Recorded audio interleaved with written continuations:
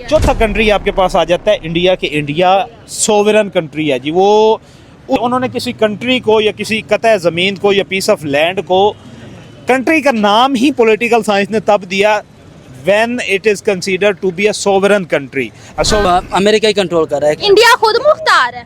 India ही खुद मुख्तार नहीं, ना ही पाकिस्तान मुख्तार है। इंडिया के फैसले और पाकिस्तान के फैसले एक ही कर रहा है, वो है अमेरिका। गुस्से में आके उसे हेल होल कह दिया। आपको पता है कि ये जहन्नुमी है। कहने से तो बहुत कुछ होता है, लेकिन माइंड नहीं करना चाहिए।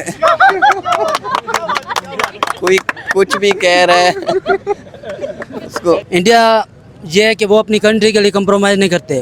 वो मतलब उनके लिए काम करते हैं, वो थोड़ा बहुत उनकी बात मानते हैं, लेकिन अपने मुल्क देख लें उन तकरीरों में वो क्या कहती हैं कि हमारे कंट्रीज़ के जो डिसीजंस होते हैं, हमारे कंट्री पे हमने किससे तेल लेना है किससे नहीं लेना, वो हमें कौन बताता है? वो वाइट हाउस का एक ट्वीट हमें बता रहा होता है कि आपने किसके साथ रिलेशन बनाने हैं, किसके साथ आपने नहीं बनाने। अमेरिका के अंदर की बात करें तो अमेरिका की जो पार्लियामेंट है ना, पार्लियामेंट के अंदर 40 यहूदी बैठे हैं। तो क्या मैं नहीं समझता इस बाबात को कि अमेरिका भी किसी ना हद तक इसराइल के अंडर भी आता है। आप ये कह लें कि सब्सिडरी कंट्री आप अमेरिका का कंसीडर कर सकते हैं सोवरेनिटी के हिसाब से। सर वो किसान है, उनको सारी लेकिन अपने मुल्क में रह के किसी के बारे में कुछ बोलना नहीं, ये गद्दारी है। चाहे पेट्रोल जितना मर्जी महंगा हो जाए। ये अच्छी बात नहीं है। इंडिया को असर इसलिए नहीं पड़ता नज़र आ रहा, अगर हम अपनी ही कंट्री से उनको कंपेयर करें ना इकोनॉमिकली, तो वो हमसे ज़्यादा स्ट्रॉन्ग है, ठीक है। और मेरा नहीं ख्याल है कि उसको इस चीज़ का असर पड़ेगा अगर उनकी इकोनॉमी पे इस चीज़ का कोई फ़र्क। मैं वालीना, आप देख रहे हैं शॉर्ट। बात करेंगे रशियन का एक बहुत बड़े ऑफिशियल है जो कि पुतिन के बहुत करीबी हैं, और उन्होंने एक बहुत बड़ी स्टेटमेंट दे दिया। उन्होंने कहा है कि जो पूरी दुनिया है उसमें से सिर्फ 4 कंट्रीज जो है वो सोवरेन हैं, और जो है वो अपने फैसलों पे किसी के ऊपर डिपेंड नहीं करती अपने फैसलों के लिए। तो अमेरिका, रशिया, चाइना और इंडिया है। पाकिस्तानी पब्लिक के पास जाते हैं और उनसे पूछते हैं कि उनको क्या लगता है कि ये चारों कंट्रीज वाकई में सोवरेन हैं, इंडिपेंडेंट हैं या नहीं है, और इंडिया जो है वो इंडिपेंडेंट है या नहीं है, और अगर नहीं है तो क्यों नहीं है। और जो इंडिया है वो इंडिपेंडेंट नहीं है, क्योंकि वो जो है ना अमेरिका के बातों पर अमल करती है, जिस तरह उनकी स्ट्रेटजीज होती हैं उन पर अमल करती है। तो अमेरिका की बातों पे अमल करते हैं तो अमेरिका खुश होता है उनसे? खुश तो वो किसी से नहीं होता। हाँ, वो किसी से भी नहीं होता, अपने मुफादात को ढूंढता है। अगर उसके मुफादात पूरे हो जाएं तो फिर भी खुश नहीं होता, लेकिन बस।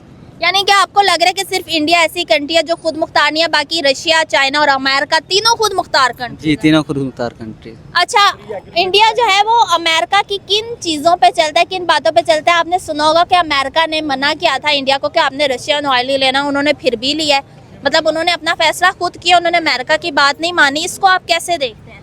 इसको वो तो उनका अपना मसला है ना, कि जो भी वो चाहें, जिस तरह भी, अगर वो तेल जिससे ले, ईरान से ले या रशिया से ले, वो उनका मसला है। ठीक है। आप में से कोई बताना चाहेगा कि चारों कंट्रीज उसने जो बताई हैं कि खुद मुख्तार है, रशिया है, इंडिया है, अमेरिका, चाइना, दोबारा रिपीट कर देती हूँ, बिल्कुल सही बात की है या गलत की है? बिल्कुल सही बात की है। चाइना जो है वो इंडिपेंडेंट है, और जो इंडिया है वो तो भाई ने जैसे अभी बताया कि किसी के अंडर आता है। मतलब उसकी बात पे एक होता है ना कोई ओपिनियन देने वाला, उसकी बात सुनने वाला वो। और रशिया काफ़ी पावरफुल कंट्री है। हाँ, तो अपने वो इंडिपेंडेंट है। और इंडिया ने अमेरिका की कौन सी बात मानी है? मैंने उन भाई से भी पूछा है कि वो रशिया से तेल लेने से मना किया, अमेरिका ने वो तो ले रहा है। कौन सी बात मान ली है? अमेरिका ने गुस्से में आके उसे हेल होल कह दिया। आपको पता है कि ये जहन्नुमी है। कहने से तो बहुत कुछ होता है, लेकिन माइंड नहीं करना चाहिए। कोई कुछ भी कह रहा है उसको, कोई कुछ भी कह रहा है, किसी कहने से फर्क नहीं पड़ना चाहिए। कौन सी इंडिया की इकोनॉमी उनके अंडर है? अच्छा, तो अभी आपने कह दिया इंडिया की इकोनॉमी उनके अंडर नहीं है, और साथ ही आप कह रहे हैं इंडिया खुद मुख्तार नहीं, अमेरिका कुछ बातें होती हैं जो वो ओपिनियन है ना, एक तरह से। आपका अपना ही ओपिनियन दिया आपने। आप बताइए, इन चारों कंट्रीज को उसने खुद मुख्तार कह दिया है, इनमें से कौन सी कंट्री आपको लग रहा है कि खुद मुख्तार नहीं है? अगर बात की जाए, आपने चार कंट्री की बात की है ना, अगर मतलब इसका अगर आप पाकिस्तान ऑप्शन रखती ना, मैं पाकिस्तान का नाम लेता कि वो मतलब किसी पे नहीं है, क्योंकि पाकिस्तान के जो टोटल फैसले आप देख लें वो अमेरिका ही कर रहा है। आप शुरू से लेकर आगे तक देख लें, जो इलेक्शन जो कुछ सब कुछ हो रहा है वो अमेरिका ही कंट्रोल कर रहा है। इंडिया खुद मुख्तार है। इंडिया ही खुद मुख्तार नहीं, ना ही पाकिस्तान मुख्तार है। इंडिया के फैसले और पाकिस्तान के फैसले एक ही कर रहा है, वो है अमेरिका। अमेरिका जैसे बोलता है तो ये उनके हुक्म अमल दरामद करते हैं। अगर पावरफुल की बात की जाए, चाइना है, रशिया है, लेकिन जो फैसले कर रहा है दूसरी कंट्रीज को जो कंट्रोल कर रहा है, अगर उसकी बात की जाए तो वो अमेरिका है। अच्छा, अमेरिका जो है उसने इंडिया से अपनी शर्तों पे ट्रेड करने की कोशिश की। इंडिया ने कहा कि नहीं, हम अपने किसानों के चीज़ों पे टैक्स ज़्यादा लगाएंगे, हम उनके बगैर आपको चीज़ें फ़रोख्त नहीं करते। इंडिया ने अपनी आवाम के लिए जो है वो स्टैंड लिया। अभी भी आप यही कहेंगे कि इंडिया जो है वो अमेरिका पे डिपेंड कर रहा है? देखें, अगर आप ये बात कर रही हैं, इंडिया ये है कि वो अपनी कंट्री के लिए कंप्रोमाइज़ नहीं करते। वो मतलब उनके लिए काम करते हैं, वो थोड़ा बहुत उनकी बात मानते हैं, लेकिन अपने मुल्क के लिए भी करते हैं। अगर हम पाकिस्तानी बात की जाए, अगर हम अभी मैं किसान हूँ, मतलब अभी हम जो रूरल एरिया से आए हैं, तो अभी अगर बात की जाए ना, अगर आप DAP के रेट की बात करें, खाद है वो कितनी है 16,000 DAP, और यूरिया कितनी है 6,000। ठीक है, अगर वो इधर सब कुछ महंगा है, खाद, स्प्रे, बिजली सब कुछ महंगा है। जब फसल उगती है, अगर हम उसकी बात करें, अभी हमने खुद उगाई है, 1 एकड़ का जो खर्चा आता है ना तकरीबन 70-80 हज़ार है, 1000 वो खर्चा है, और उसकी जो कास्ट हो रही है तकरीबन 10,000 पर एकड़ से बच रहे हैं। ये किसान वो किसान है जो कि मतलब रात के 2-3 बजे तक फसलों में खेतों में काम करते हैं, जिसने पाकिस्तान के एग्रीकल्चर को इस लेवल पे पहुंचाया है। ये पाकिस्तान की जो इकानमी है ना, इनका जो 70% से ज़्यादा जो इंसार है ना, वो एग्रीकल्चर पे ही है। अगर एग्रीकल्चर है, अगर देखें, अगर एग्रीकल्चर है तो पाकिस्तान है, अगर एग्रीकल्चर नहीं है तो पाकिस्तान नहीं है। देखें, अगर किसान खुशहाल है तो पाकिस्तान भी खुशहाल होगा, अगर किसान खुशहाल नहीं है तो पाकिस्तान भी खुशहाल नहीं होगा। यानी कि आपने इंडिया के मुकाबले में पाकिस्तान को कहा कि वो ज्यादा जो है डिपेंड करता है अमेरिका। देखें, अगर ये आपने बात की बेसिकली इंडिया की, वो अपनी कंट्री, आपने ये बात की कि मतलब वो अपने किसान वगैरह के लिए, अपनी कंट्री के लिए सोचते हैं, वो सोचते हैं, लेकिन पाकिस्तानी है। आप इनके बारे में सोचें, अभी जो हमारा जो वज़ीर आज़म साहब बैठे हैं ना, वज़ीर आज़म कहना तो मतलब गुस्ताखी होगी एक तरह की, लेकिन ये कि इस तरह नहीं कहना चाहिए किसी के बारे में। जो वज़ीर आज़म है वो है। अच्छा बात सुनिए, आप ये कह रहे हैं जो वज़ीर आज़म है जो है, अच्छा बात सुनिए, जो किसानों की बात है, हाँ, प्रोडक्शन जब तक नहीं होगी तो लोग क्या खाएंगे? अच्छा मेरी बात सुने, नहीं, अच्छा बात सुने, जो अब किसान गंदम उगा रहा है, किसान जो है कपास उगा रहा है, सिर्फ गरीब वही खाते हैं, बाकी वो घी नहीं खाते, दालें वगैरह, पेट्रोल वो यूज नहीं करते, सिर्फ उनको यही। सर वो किसान है, उनको सारी लेकिन अपने मुल्क में रह के किसी के बारे में कुछ बोलना, ये गद्दारी है। पेट्रोल जितना मर्जी महंगा हो जाए, ये अच्छी बात नहीं है। अपने मुल्क, मेरी बात सुने, इनके कहने का मकसद है जो चीज किसान दे रहे हैं ना, अगर वो सस्ती करेंगे वो गद्दारी नहीं है, अगर जो हुकूमत दे रही है वो सस्ती करेंगे वो गद्दारी है। ठीक है, थैंक यू, बिल्कुल सही बात किया सर। टॉपिक पे आती हूँ, 4 कंट्रीज के नाम दिया, अमेरिका, रशिया, चाइना और इंडिया। आपको लगता है कौन सी कंट्री जो है, चारों कंट्रीज खुद मुख्तार है या नहीं है? नहीं, चारों कंट्रीज खुद मुख्तार नहीं है। चारों की चारों नहीं है, या कोई एक कंट्री आप कहना चाहें? कोई एक कहना चाहें तो हम रशिया कह सकते हैं। रशिया खुद मुख्तार नहीं है, अपने फैसले खुद नहीं अपने कर खुद कर सकता है। अच्छा, अपने फैसले खुद कर सकते हैं। और चाइना? चाइना भी खुद कर सकता है। इंडिया? इंडिया नहीं कर सकता। क्यों इंडिया क्यों नहीं कर सकता?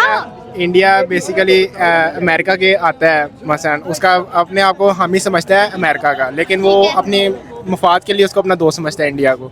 सर, अमेरिका के खिलाफ एक कंट्री है, वो है रशिया। अमेरिका कभी भी उसे पसंद नहीं करता, और इंडिया ने जब 2 ग्रुप्स बने थे कि आपने चुने किस कंट्री को चुनना है, अमेरिका या रशिया में से, तो इंडिया ने रशिया को चुना था और खुले आम चुना था, और आज वो रशिया के साथ भी ट्रेड करे, अमेरिका के साथ भी ट्रेड करे। आप कैसे कह सकते हैं कि खुद मुख्तार नहीं है?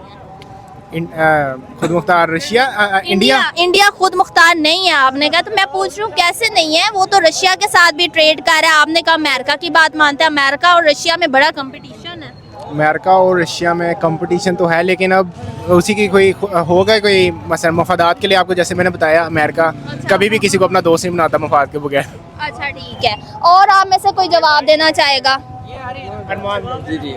आप बताएं, रशियन ऑफिशियल ने कहा है कि सिर्फ पूरी दुनिया में से 4 कंट्रीज खुद मुख्तार है, अमेरिका, चाइना, रशिया और इंडिया। सही बात की है? मेरे ख्याल में जो आजकल जो वॉर चल रही है ना, वो बेहतर, बॉर्डर्स की वॉर नहीं है, इकोनॉमी की वॉर बॉर्डर की वॉर से बेहतर है, ठीक है, और बड़ी वॉर है। अब जहाँ तक बात चाइना की करें तो चाइना मेरे ख्याल में इस लिहाज से इंडिपेंडेंट है, हर तरह से इंडिपेंडेंट है। वो ना अमेरिका की सुनता है, ना वो रशिया की सुनता है, ना वो दूसरी चीज़ों को सुनता है। अब बाकी अगर पिछले दिनों की अगर बात करें हम, तो चाइना ने अमेरिका के साथ जो ट्रेड का इनके क्लैशेस चल रहे हैं, ट्रेड क्लैशेस चल रहे हैं, ठीक है, बिल्कुल। चाइना ने अपनी तकरीबन 2-2.5 लाख शर्ट के ऊपर आई हेट चाइना लिख के अमेरिका को वो बेच दी हैं। हाँ। ट्रेड तो हुई ना, इस चीज़ की ट्रेड हुई। चाइना ट्रेड में स्मार्ट है, वो स्ट्रेटजी से चलता है। बाकी अगर हम देखें ना कि कोई भी मुल्क इंडिपेंडेंट डायरेक्टली नहीं होता। अगर हम अमेरिका के अंदर की बात करें तो अमेरिका की जो पार्लियामेंट है ना, पार्लियामेंट के अंदर 40 यहूदी बैठे हैं। तो क्या मैं नहीं समझता इस बात को कि अमेरिका भी किसी ना हद तक इसराइल के अंडर भी आता है, ठीक है। बिल्कुल सही बात। बाकी जहाँ तक इंडिया की बात है ना, इंडिया को अपने इकोनॉमी का हर बंदा भी फ़ायदा देखता है, ठीक है। अब देखें, अगर रशिया से उनको तेल जो है वो सस्ता मिल रहा है और अमेरिका से या वो जो जहाँ से अमेरिका उनको कहता है कि यहाँ से ख़रीदो, वहाँ से ज़्यादा महंगा मिल रहा है, तो ओबियसली चाइना जो इंडिया जो है वो अपनी बेस्ट अपॉर्चुनिटी अवेल करेगा, और वो उनके लिए शायद रशिया थी। इस मामले में और भी बहुत से मामलों की वजह से आजकल अमेरिका इंडिया को इस बात पर जलील भी कर रहा है, हेल होल भी कह दिया और पता नहीं क्या क्या। ये तो डिपेंडेंट प्रेसिडेंट पे भी होता है, एट द टाइम प्रेसिडेंट कौन है। अब ओबामा के जो ताल्लुक होंगे इंडिया के साथ वो बेसिकली ट्रंप के नहीं हो सकते, ठीक है। जो ट्रंप के ताल्लुक पाकिस्तान के साथ होंगे वो ओबामा के पाकिस्तान के साथ नहीं हो सकते। ये डिपेंड करता है कि आपका वो डिक्टेटर कौन है, आपकी जो पार्लियामेंट असम्बली है वो कौन कैसे चला रहा है, और अंदर के जो मामला हैं वो उनके दरमियान कैसे सेटल आउट कर रहा है। यानी इंडिया खुद मुख्तार है या नहीं है, क्योंकि हेल होल कहने के बाद भी इंडिया को कोई असर नहीं पड़ता हुआ नजर आ रहा है। इंडिया को असर इसलिए नहीं पड़ता नज़र आ रहा, अगर हम अपने ही कंट्री से उनको कंपेयर करें ना इकोनॉमिकली, तो वो हमसे ज़्यादा स्ट्रॉन्ग है, ठीक है। और मेरा नहीं ख्याल है कि उसको इस चीज़ का असर पड़ेगा अगर उनकी इकोनॉमी पे इस चीज़ का कोई फ़र्क नहीं पड़ रहा, ठीक है। फ़र्क तब भी पड़ेगा जब उनके अंदर, ठीक है, इंडिया की जो आवाम है वो गरीब है, उनकी गवर्नमेंट अमीर है, ठीक है। गवर्नमेंट के पास बहुत ज़्यादा पैसा है, वो अपने मुल्क को स्टेबलाइज करने के लिए उनके पास इतनी इनकम होती है। अभी हमारा डिफेंस बजट ही ले लें, खाली 9-10 बिलियन है, और 9-10 बिलियन में एक ऐसी इकोनॉमी को हमने आगे लगाया हुआ जो हमसे बहुत ज़्यादा स्ट्रॉन्ग इकोनॉमी है, ठीक है, 100% तक ज़्यादा स्ट्रॉन्ग इकोनॉमी है। तो बेसिकली स्ट्रेटजी होती है हर चीज़ की। आप 10 बिलियन के बजट में भी एक अच्छा निज़ाम क्रिएट कर सकते हो, आप 20 मिलियन के बजट में भी कर सकते हो। लास्ट वर्ड लेकिन मैं आपसे दोबारा लूंगी, इंडिया खुद मुख्तार है या नहीं, क्योंकि अमेरिका को आपने कह दिया कि वो तो इसराइल पे डिपेंड कर रहा है काफ़ी चीज़ों के लिए। इंडिया के बारे में देखो, इंडिया पे अगर हम शुरू से बात करें ना, तो बेसिकली वो बरतानिया से आज़ाद हुआ है, ठीक है। ब्रिटिश पीपल उनको आज़ाद करके गए हैं। हाँ, डिक्लेयर्ड वो आज़ाद रियासत है, लेकिन कुछ फ़ैसलों में, इकोनॉमी के कुछ फ़ैसलों में उनको अमेरिका की इसलिए सुननी पड़ती है क्योंकि वो चाहते हैं कि हमारी ट्रेड ना ख़राब हो। तो हम इस सेंस में कह सकते हैं कि किसी न किसी हद तक इंडिया जो है वो, मैं कह सकता हूँ कि इंडिपेंडेंट नहीं है, क्योंकि उनको उनके फ़ैसले मुसल्लत किए जाते हैं। इंडिया पे भी अमेरिका करता है, लेकिन वो बेसिकली ट्रेड की वजह से है। वो चाहते हैं कि हमारे उनके साथ ताल्लुकात ना ख़राब हों। हमें एक आदि सुन के उनका 10 रुपये, एक रुपये की सुन के 10 का फ़ायदा हो रहा है, तो वो 10 का फ़ायदा ले रहे हैं। अच्छा, आपके पास नॉलेज अच्छा है, तो इसलिए मैं एक और क्वेश्चन आपसे ज़रा पर्सनल सा करना चाहूँगी। पर्सनल नहीं कहना चाहिए, लेकिन थोड़ा सा ये कि रशिया के जो ऑफिशियल हैं उन्होंने ये स्टेटमेंट दी कि इंडिया सारी दुनिया में जो है खुद मुख्तार कंट्री है। क्या उन्हें ज़रूरत है खुश करने की इंडिया को, जो वो ऐसी स्टेटमेंट्स दे रहे हैं, इतनी बड़ी बड़ी कंट्रीज़ है और वो कह रहे हैं इंडिया जो है वो खुद मुख्तार है? देखें, इंडिया के साथ जो रशिया के ताल्लुकात है ना, वो सिर्फ इकोनॉमिकली नहीं है, उनके डिफेंस के ताल्लुकात भी हैं। इंडिया उनका S-400 इस्तेमाल कर रहा है, S-500 इस्तेमाल कर रहा है, उनके जेट्स इस्तेमाल कर रहा है, उनकी सारी मॉडर्न टेक्नोलॉजीज इस्तेमाल कर रहा है, ठीक है। ओबियसली एक मुल्क, इंडिया जैसा मुल्क, अगर रशिया को इस बात पे सपोर्ट कर रहा है कि वो उनसे चीज़ें खरीद रहा है, उनके साथ ट्रेड चल रही है, आल्दो चाहे वो ट्रेड जैसी भी है, चाहे वो आपकी डिफेंस की ट्रेड है, चाहे वो दूसरी इकोनॉमिकल चीज़ों की ट्रेड है, जो ट्रेड तो ट्रेड है ना, उनके मुल्क में पैसा जा रहा है, वो ओबियसली इंडिया को डिफेंड करेगा इस मामले के कि इंडिया के साथ हमारे ताल्लुकात अच्छे रहें। बिल्कुल ठीक है। रशिया के जो पुतिन हैं, उनके करीबी ऑफिशियल हैं, उन्होंने एक स्टेटमेंट दिया है और वो स्टेटमेंट बहुत बढ़िया, पूरे इंडिया को खुश कर दिया है। आपसे उसके बारे में राय लूँगी। उन्होंने कहा है कि इंडिया, अमेरिका, चाइना और रशिया जो है, ये सिर्फ 4 पूरी दुनिया में जो है खुद मुख्तार कंट्रीज़ हैं, सोवरेन कंट्रीज़ हैं। आपको क्या लगता है ये स्टेटमेंट किस हद तक दुरुस्त है? देखें, ये बात तो जो है, ये आपने जिस तरह बात की है कि पुतिन के ये स्पेशल एडवाइज़र हैं on security and external affairs के, ठीक है। उन्होंने ये एक स्टेटमेंट जो है वो दी हुई है, और ये स्टेटमेंट जो होती है, इस तरह की जो स्टेटमेंट्स होती हैं मुख्तलिफ इकोनॉमीज़ में नॉर्मली कोई प्राइम मिनिस्टर या प्रेसिडेंट जो है वो तो नहीं देता, क्योंकि वहाँ पे प्रेसिडेंशियल सिस्टम है अच्छा। रशिया में। और लेकिन जो ऐसे पीएम या ऐसे प्रेसिडेंट होते हैं, मीन के स्पेशल असिस्टेंट जो होते हैं हेड ऑफ द स्टेट्स के, वो इस तरह की स्टेटमेंट्स जो हैं अपने इंटेलेक्चुअल लेवल के अकॉर्डिंग जो है वो देते रहते हैं, और ये बहुत बड़ी स्टेटमेंट है।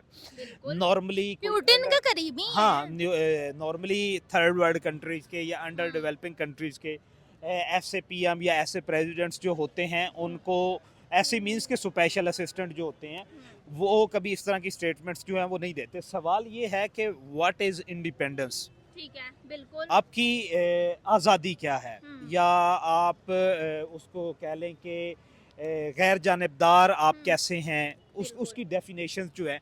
पॉलिटिकल साइंस को जब हम लोग स्टडी करते हैं ना, तो हर बंदे का इंडिपेंडेंट कंट्री का ये सोवरेनिटी का जो बेसिकली तो पॉलिटिकल साइंस में सबसे जो बड़ा वर्ड था गवर्नमेंट के लिहाज से वो सोवरेनिटी ही था, कि उन्होंने किसी कंट्री को या किसी कतः ज़मीन को या पीस ऑफ लैंड को, कंट्री का नाम ही पॉलिटिकल साइंस ने तब दिया when it is considered to be a sovereign country, a sovereign country ये which तो था। matters are not affected by the other countries or other economies। ठीक है। ये आपकी थी सोवरेनिटी की डेफिनेशन।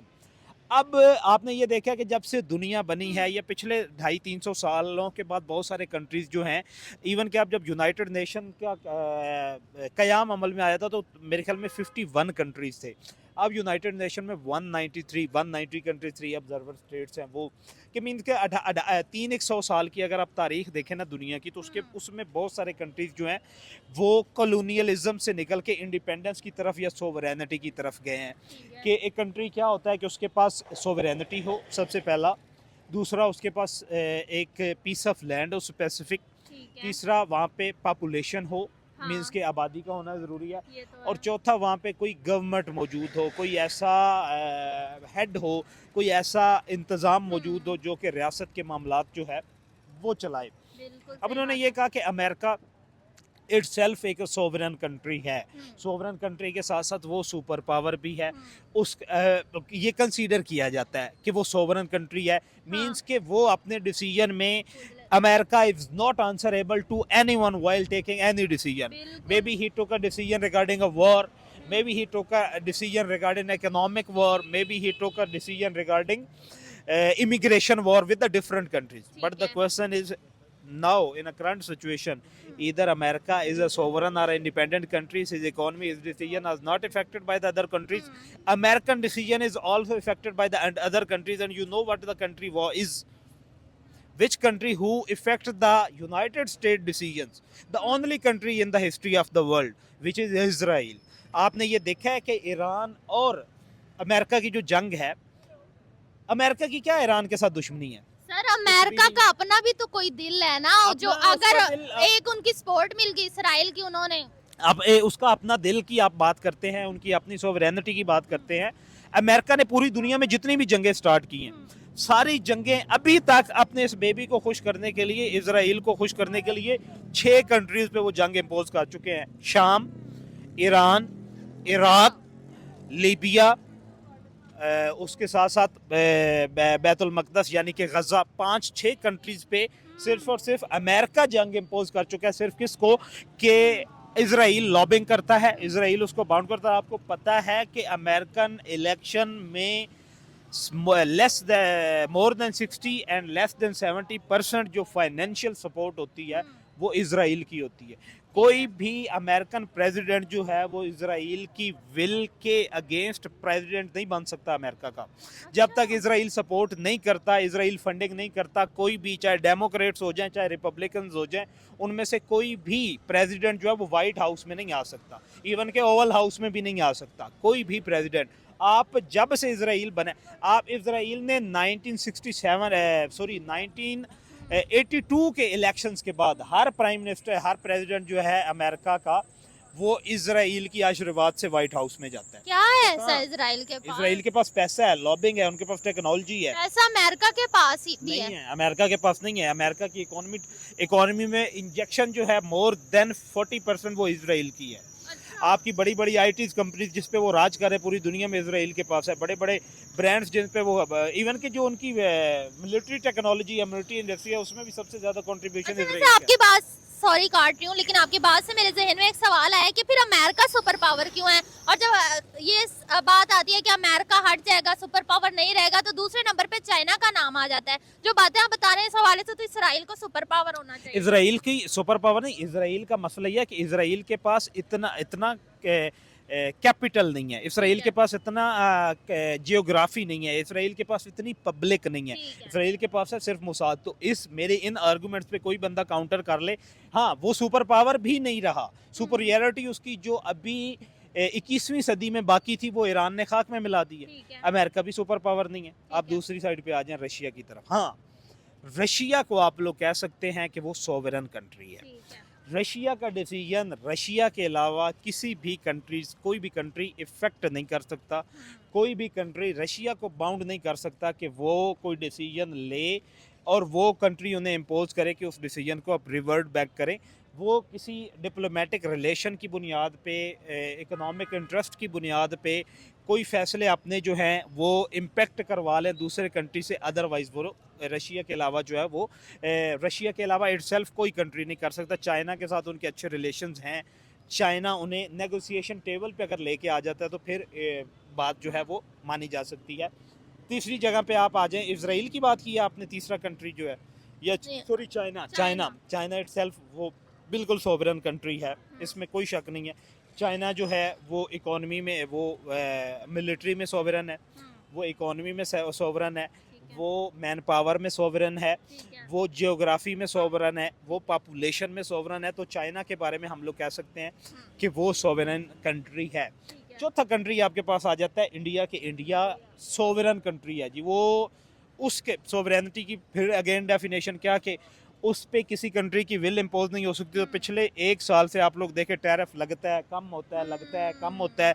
रशिया से तेल ख़रीदना है, इंडिया ने नहीं ख़रीदना। उनकी सयोनी घोष नाम की एक MP हैं, पार्लियामेंट में बैठी हुई होती हैं, उनकी आप बाला तकरीरें उठा के देख लें। उन तकरीरों में वो क्या कहती हैं कि हमारे कंट्रीज़ के जो डिसीजंस होते हैं, हमारे कंट्री पे हमने किससे तेल लेना है, किससे नहीं लेना, वो हमें कौन बताता है? वो वाइट हाउस का एक ट्वीट हमें बता रहा होता है कि आपने किसके साथ रिलेशन बनाने हैं, किसके साथ आपने नहीं बनाने। तो फिर अमेरिका जो इंडिया का सबसे ज़्यादा जो डिसीजन इम्पेक्ट होती है, डिसीजन मेकिंग पे जो इन्फ्लुएंस आता है वो अमेरिका का आता है।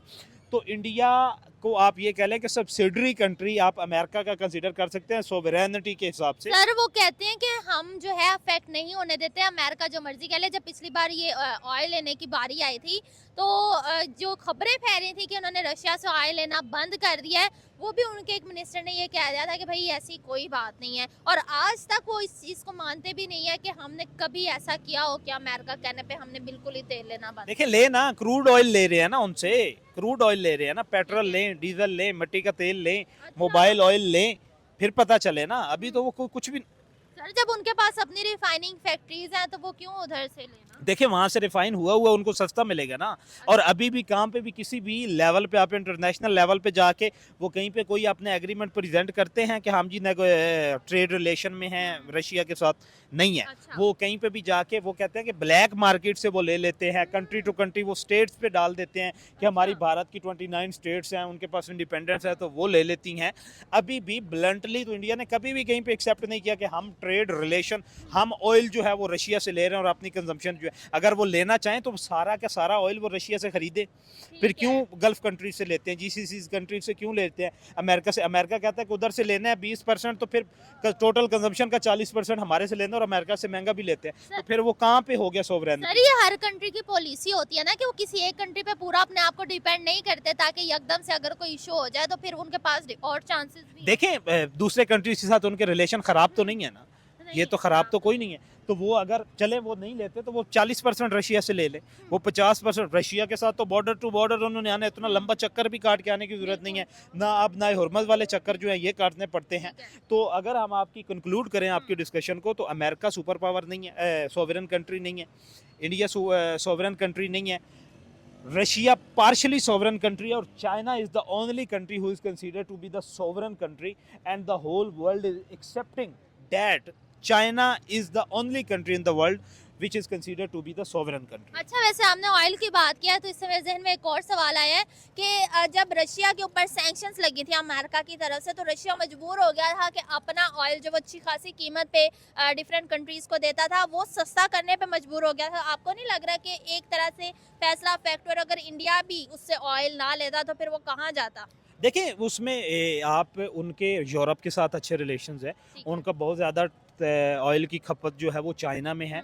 चाइना पे तो किसी किस्म का किसी का कोई फैसला किसी का नहीं चलता, धांधली जो है वो नहीं चलती, तो वो चाइना को दे देता। इंडिया उनसे ऑयल ले रहा है तो रशिया के बेनिफिट्स में या रशिया की मोहब्बत में नहीं ले रहा, वो अपनी मजबूरी में ले रहा है कि हाँ उन्हें वो जो पोर्शन ऑफ ऑयल होता है वो अपनी मिडिल क्लास इकॉनमी के लिए। वहाँ पे पेट्रोलियम प्राइसेस जो हैं वो स्टेज वाइज डिफरेंस हैं कि जो मोटर बाइक वाले हैं उनके लिए रेट्स और हैं, जो 15,000 सीसी गाड़ी वाले हैं उनके लिए रेट्स और हैं, और जो 1000 सीसी से ऊपर जिनके पास गाड़ियाँ हैं उनके रेट्स और हैं। और वो जो महंगा तेल खरीदते हैं वो 1000 सीसी से ऊपर वालों को देते हैं, जो वो गल्फ से ले रहे होते हैं वो 1000 सीसी 500 800 से 1000 सीसी वालों को देते हैं, और जो वो रशिया से ले रहे होते हैं वो बाइक्स वालों को देते हैं। अच्छा जी। तो सर चाइना, आपने कहा कि चाइना जो मुकम्मल सोवरेन कंट्री है, तो इस टाइम फिर अमेरिका क्यों सुपर पावर है, चाइना क्यों नहीं है?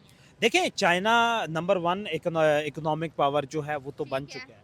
अब चाइना में इनकलाब की चक्कर है ना, चाइना रिपब्लिकन कब बना है? चाइना रिपब्लिक बना है 1948 में, पाकिस्तान से भी 1 साल बाद, ठीक है। जब वहाँ पे डेमोक्रेटिक सेटअप आया। नहीं तो पहले तो ये जंगलों में घूमने वाले लोग थे। ठीक है। अमेरिका की हिस्ट्री आपको पता है कि 1776 में अमेरिका इंडिपेंडेंट हुआ था बरतानिया से। तो अमेरिका ने पहले 150 साल तक अपने आप को किसी कंट्री की जंग में नहीं उलझाया। फर्स्ट वर्ल्ड वार से पहले तक 1914 से पहले तक उसने अपनी इकोनॉमी पे फोकस किया, उसने खुद को बिल्ड किया, इसलिए वो अभी सुपर पावर है। सुपर पावर स्टेटस ही है अभी उसके पास। अभी उसके पास किसी भी कंट्री पे विल इम्पोज करने की सकत नहीं है, और जो कंट्री किसी दूसरी कंट्री पे, चाहे थर्ड वर्ल्ड कंट्री हो, वहाँ पे विल इम्पोज नहीं कर सकता, तो वो सुपर पावर नहीं है। सुपरियरिटी उसकी तभी कंसीडर की जाती है जब वो दुनिया के हर कंट्री पे अपनी विल इम्पोज कर सके।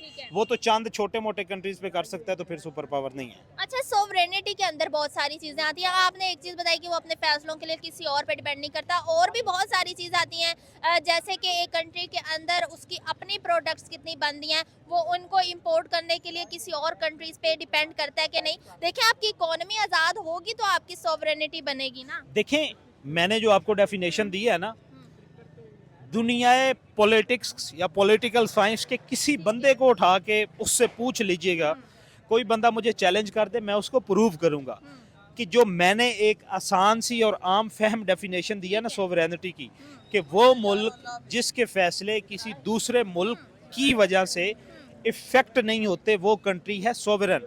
अब इकोनॉमी को बेहतर करना है तो एक इकोनॉमिक डिसीजन आपने लेना है, आपने मिलिट्री को बेहतर करना है, आपने मिलिट्री डिसीजन लेना है, आपने पॉपुलेशन को कंट्रोल करना है, आपने एक डिसीजन लेना है, आपने एडमिनिस्ट्रेशन को जो है वो इम्प्रूव करना है, तो आपने एडमिनिस्ट्रेटिव डिसीजन जो है वो लेना है। तो अल्टीमेटली सारे के सारे जो है वो डिसीजन के साथ मुंसलिक होते हैं। तो इस बुनियाद पे ना इंडिया सोवरेन कंट्री है ना अमेरिका सोवरेन कंट्री। अच्छा, आपने चाइना का कह दिया, रशिया पार्शियल कह दिया, यानी कि दूसरे नंबर पे पीछे बचे अमेरिका और इंडिया। इनको आप कौन से पॉइंट, कितने पॉइंट थर्ड और फोर्थ में? सोवरेनिटी को 10 पॉइंट्स दे देना, टोटल 10 पॉइंट्स। इंडिया 5% सोवरेन है, 5 पॉइंट्स। अमेरिका 7 पॉइंट सोवरेन है, रशिया 8 पॉइंट सोवरेन है, और चाइना 10/10 सोवरेन कंट्री है। ठीक है। ऐसा भी लोग जो है, आप लोगों ने ये डिस्कशन हमारी सुननी है, कमेंट सेक्शन में बताना है कि पूरी यूट्यूब इंडस्ट्री में आपको ऐसा वी लोग और सोवरेनिटी की ऐसी डेफिनेशन आपको कोई नहीं देगा जो मैंने दिया। कमेंट सेक्शन में बताइएगा लाजमी। बिल्कुल सही बात है। ये आपने राना सैफ का इंटरव्यू सुना, और इन्होंने ये कहा है कि इंडिया जो है वो सबसे लास्ट में 5% सोवरेन कंट्री है। आप भी इनकी इस बात से इत्तेफाक करते हैं या नहीं करते, कमेंट सेक्शन में हमें ज़रूर बताएं।